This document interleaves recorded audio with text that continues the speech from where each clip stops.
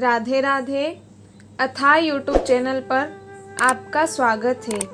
आज हम पद्म पुराण के सृष्टि खंड का दूसरा अध्याय पढ़ेंगे। यदि आपने पद्म पुराण से जुड़े दूसरे 2 वीडियो को नहीं देखे तो लिंक आपको नीचे डिस्क्रिप्शन बॉक्स में मिल जाएगी। आइए दूसरा अध्याय पढ़ें। उससे पहले यदि अब तक भी चैनल को सब्सक्राइब नहीं किया हो तो प्लीज़ कर ले, क्योंकि आपको ऐसे ही सुंदर सुंदर ग्रंथ पढ़ने और सुनने को हमारे चैनल पर मिलते रहेंगे। और एक बात, आप वीडियो देखते तो हो पर लाइक नहीं करते, तो आप अपनी प्रतिक्रिया ज़रूर दें ताकि हम और अच्छे वीडियो बना के ला सकें। पद्म पुराण के दूसरे अध्याय का नाम है भीष्म और पुलस्त्य का संवाद, सृष्टि क्रम का वर्णन तथा भगवान विष्णु की महिमा। तो आइए प्रारंभ करते हैं। सूत जी कहते हैं, महर्षियों, जो सृष्टि रूप मूल प्रकृति के ज्ञाता तथा इन भावात्मक पदार्थों के दृष्टा हैं, जिन्होंने इस लोक की रचना की है, जो लोक तत्व के ज्ञाता तथा योगवेत्ता हैं, जिन्होंने योग का आश्रय लेकर संपूर्ण चराचर जीवों की सृष्टि की है, और जो समस्त भूतों तथा अखिल विश्व के स्वामी हैं, उन सच्चिदानंद परमेश्वर को मैं नमस्कार करता हूँ।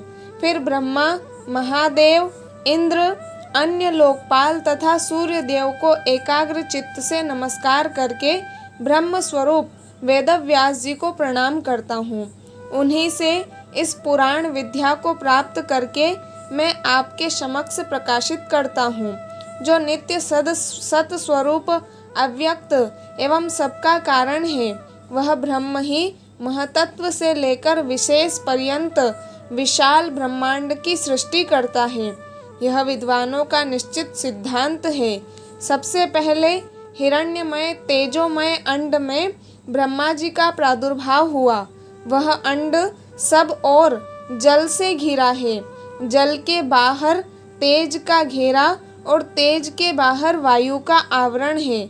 वायु आकाश से और आकाश भूतादि तामस अहंकार से घिरा है। अहंकार को महतत्व ने घेर रखा है और महतत्व अव्यक्त मूल प्रकृति से घिरा है। उक्त अंड को ही संपूर्ण लोकों की उत्पत्ति का आश्रय बताया गया है।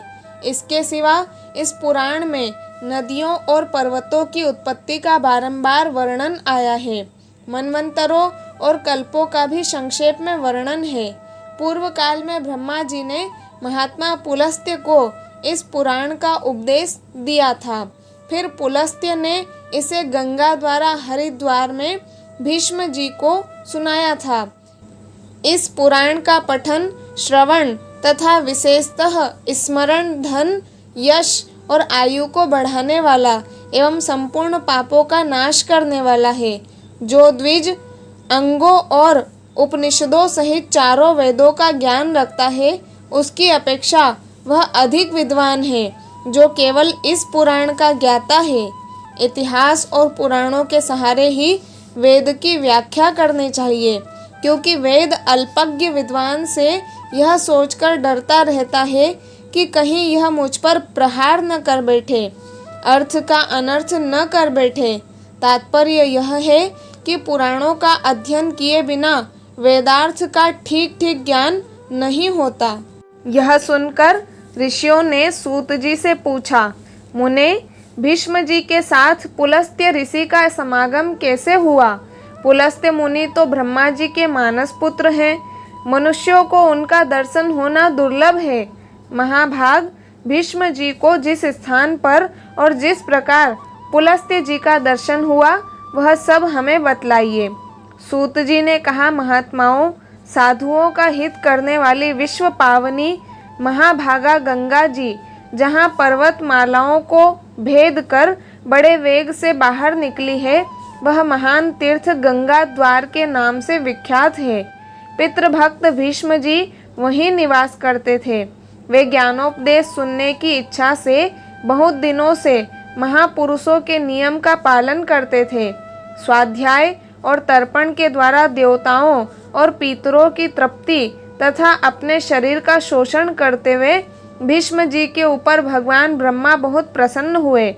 वे अपने पुत्र मुनिश्रेष्ठ पुलस्त्य जी से इस प्रकार बोले, बेटा, तुम कुरुवंश का भार वहन करने वाले वीरवर देवव्रत के, जिन्हें भीष्म भी कहते हैं, उनके समीप जाओ। उन्हें तपस्या से निवृत्त करो और इसका कारण भी बतलाओ। महाभाग, भीष्म अपनी पितृभक्ति के कारण भगवान का ध्यान करते हुए गंगा द्वार में निवास करते हैं। उनके मन में जो जो कामना हो उसे शीघ्र पूर्ण करो, विलंब नहीं होना चाहिए। पितामह का वचन सुनकर मुनिवर पुलस्त्य जी गंगा द्वार में आए और भीष्म जी से इस प्रकार बोले, वीर, तुम्हारा कल्याण हो। तुम्हारे मन में जो इच्छा हो उसके अनुसार कोई वर मांगो। तुम्हारी तपस्या से साक्षात भगवान ब्रह्मा जी प्रसन्न हुए हैं।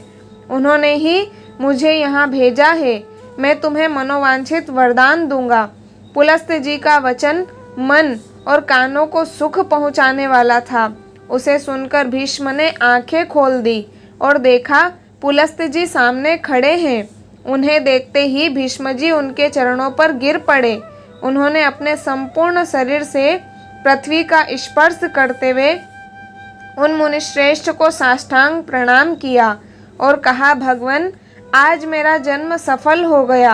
यह दिन बहुत ही सुंदर है, क्योंकि आज आपके विश्ववंद्य चरणों का मुझे दर्शन प्राप्त हुआ है।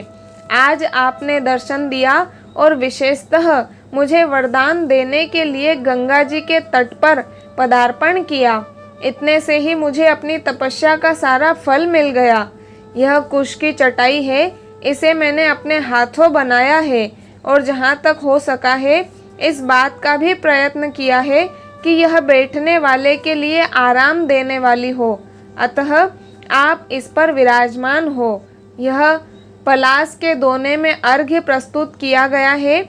इसमें दूब, चावल, फूल, कुश, सरसों, दही, शहद, जौ और दूध भी मिले हुए हैं।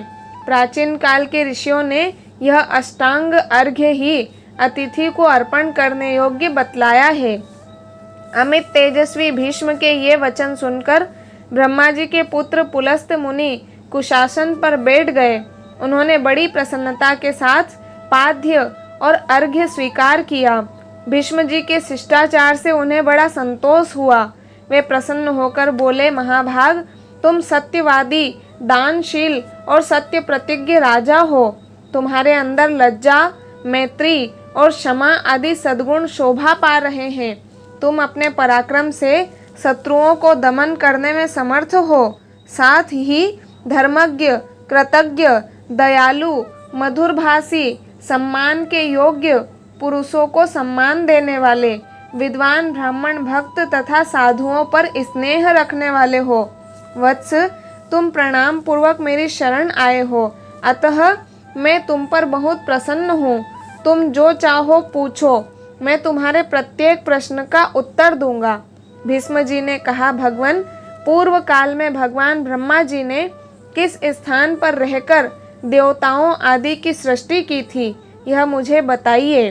उन महात्मा ने कैसे ऋषियों तथा देवताओं को उत्पन्न किया, कैसे पृथ्वी बनाई, किस तरह आकाश की रचना की और किस प्रकार इन समुद्रों को प्रकट किया, भयंकर पर्वत, वन और नगर कैसे बनाए, मुनियों, प्रजापतियों, श्रेष्ठ सप्तऋषियों और भिन्न भिन्न वर्णों को, वायु को, गंधर्वों, यक्षों, राक्षसों, तीर्थों, नदियों, सूर्यादि ग्रहों तथा तारों को भगवान ब्रह्मा ने किस तरह उत्पन्न किया, इन सब बातों का वर्णन कीजिए।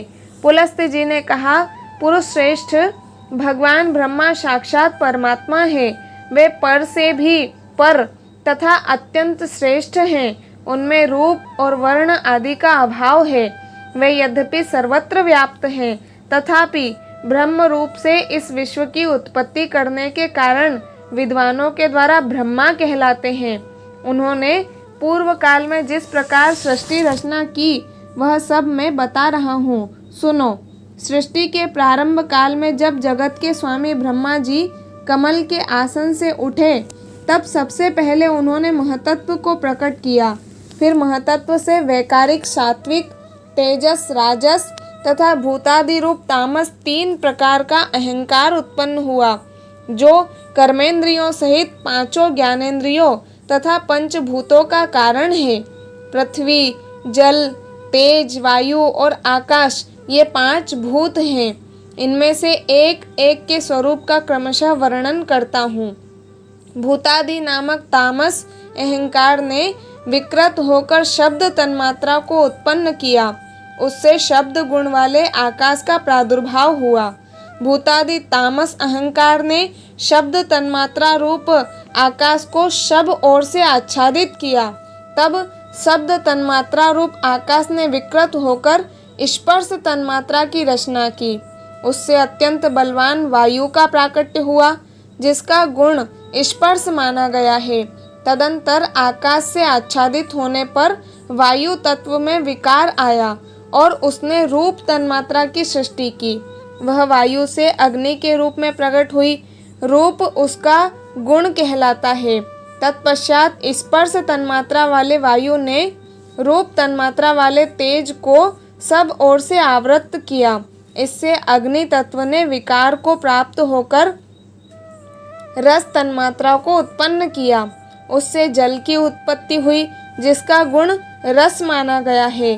फिर रूप तन्मात्रा वाले तेज ने रस तन्मात्रा रूप जल तत्व को सब ओर से आच्छादित किया।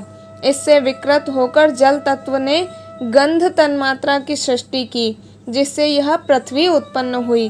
पृथ्वी का गुण गंध माना गया है। इंद्रियां तेजस कहलाती है, क्योंकि वे राजस अहंकार से प्रकट हुई है। इंद्रियों के अधिष्ठाता 10 देवता वैकारिक कहे गए हैं, क्योंकि उनकी उत्पत्ति सात्विक अहंकार से हुई है। इस प्रकार इंद्रियों के अधिष्ठाता 10 देवता और 11वां मन ये वैकारिक माने गए हैं।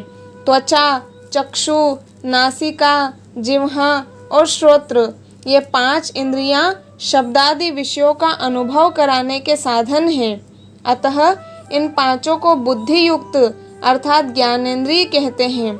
गुदा, उपस्थ, हाथ, पैर और वाक ये क्रमशः मल त्याग, मैथुन जनित सुख, शिल्प निर्माण, हस्त कौशल, गमन और शब्दोच्चारण इन कर्मों में सहायक हैं, इसलिए इन्हें कर्मेंद्रिय माना गया है। वीर, आकाश, वायु, तेज, जल और पृथ्वी ये क्रमशः शब्दादि उत्तरोत्तर गुणों से युक्त हैं। अर्थात आकाश का गुण शब्द, वायु के गुण शब्द और स्पर्श, तेज के गुण शब्द, स्पर्श और रूप, जल के शब्द, स्पर्श, रूप और रस तथा पृथ्वी के शब्द, स्पर्श, रूप, रस एवं गंध ये सभी गुण हैं।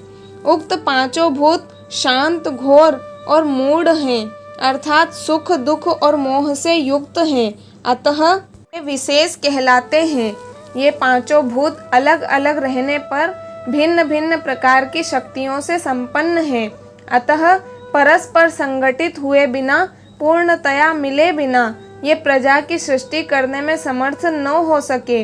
इसलिए परम पुरुष परमात्मा ने संकल्प के द्वारा इनमें प्रवेश किया। फिर तो महतत्व से लेकर विशेष पर्यंत सभी तत्व पुरुष द्वारा अधिष्ठित होने के कारण पूर्ण रूप से एकत्व को प्राप्त हुए। इस प्रकार परस्पर मिलन तथा एक दूसरे का आश्रय ले उन्होंने अंड की उत्पत्ति की। भीष्म जी उस अंड में ही पर्वत और द्वीप आदि के सहित समुद्र, ग्रहों और तारों सहित संपूर्ण लोक तथा देवता, असुर और मनुष्यों सहित समस्त प्राणी उत्पन्न हुए हैं।